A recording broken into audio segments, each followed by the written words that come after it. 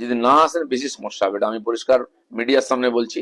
আর সব করতে বাধ্য হবো, দরকার হলে পুলিশ পাঠাবো, বাড়িতে তুলে নিয়ে আসবে।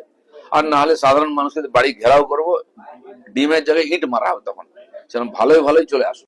This channel does not promote any violent, harmful, or illegal activities. All content provided by this channel is meant for an educational purpose only. বাংলার প্রায় 2000 পঞ্চায়েত প্রধান নিষ্ক্রিয়, এমন অভিযোগকে ঘিরে শুরু হয়েছে নতুন রাজনৈতিক বিতর্ক। অভিযোগ, রাজ্যে পালাবদলের পর তৃণমূলের বহু পঞ্চায়েত প্রধান গা ঢাকা দিয়েছেন বা এলাকায় সক্রিয় নন, আর কেউ দুর্নীতির দায়ে হয়েছেন গ্রেপ্তার।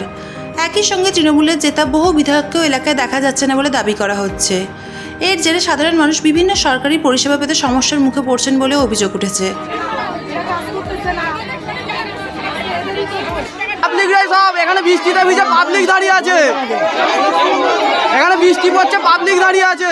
এই পরিস্থিতি নিয়ে কি বললেন মন্ত্রী দিলীপ ঘোষ, চলুন দেখে নেওয়া যাক। খুব সমস্যা হচ্ছে, প্রায় 2000 প্রধান নিষ্ক্রিয় বা পালিয়ে গেছেন বা অফিস আসছেন না। ফলে যেমন সরকারি কাজের প্রজেক্টে অসুবিধা হচ্ছে, ঠিক সেরকম সাধারণ মানুষ বিভিন্ন সার্টিফিকেট ইত্যাদি যেটা পান সেটা পাচ্ছেন না।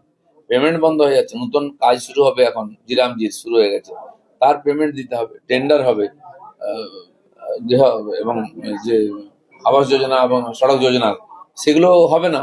যেন আমি আপিল করছি, যারা জনগণের ভোটে জিতে আসছেন বলেছেন, তারা এসে কাজ করুন।